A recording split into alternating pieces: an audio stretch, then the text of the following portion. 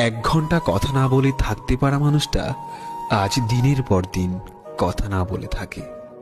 পৃথিবীর নিয়মগুলো বড়ই অদ্ভুত। যাকে তুমি সবচেয়ে বেশি ভালোবাসো সেই তোমার দুঃখের কারণ হবে। প্রিয় মানুষগুলো শুধু রাগটাই দেখে, রাগের মধ্যে লুকিয়ে থাকা ভালোবাসাটা দেখে না।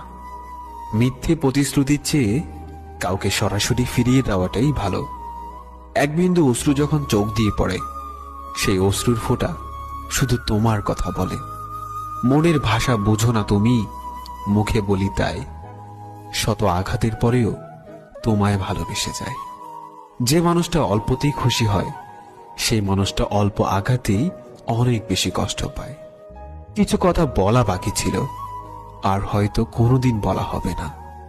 ভালোবাসলেই কি তাকে পেতে হবে? থাকুক না সে দূরে তার মতো করে। কেউ না চেয়ে পেয়ে যায় বারবার, আর কেউ হাজার চেয়েও পায় না। কাঁদতে পারার চেয়ে কাঁদতে না পারার যন্ত্রণাটা বেশি ভয়ঙ্কর। হয়তো তোমায় পাবো এই আশা নিয়ে এখনো অপেক্ষায় থাকি।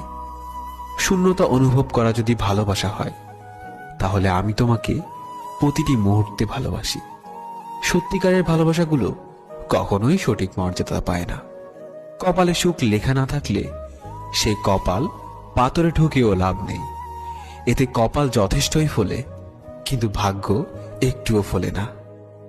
অনেকক্ষণ রাগ করে বসে থাকার পর মনে পড়ল, আমার তো রাগ ভাঙানোর মতো কেউ নেই।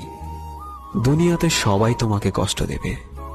তোমাকে শুধু এমন একজনকে খুঁজে নিতে হবে যার দেয়া কষ্ট তুমি সহ্য করতে পারবে।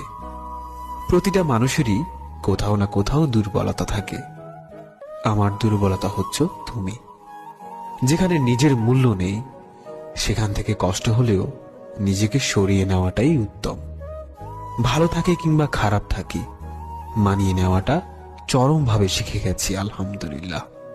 আমি ছিঁড়ে ফেলেছি ডায়েরির পাতা, যেখানে লেখা ছিল হাজারো স্বপ্নের কথা। শুধু ছিঁড়তে পারিনি আমার মনের পাতা, যেখানে জমা আছে অনেক ব্যথা।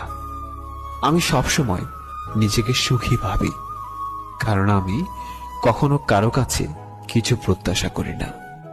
কারো কাছে কিছু প্রত্যাশা করাটা সবসময় দুঃখের কারণ হয়ে দাঁড়ায়। হাসতে ভুলে যাইনি, শুধু বাস্তবতাকে বুঝতে শিখে গেছি। তোমাকে কাছে পাওয়ার থেকেও হারানোর ভয়টা বেশি, তাই নিজের থেকেও বেশি খেয়াল রাখি।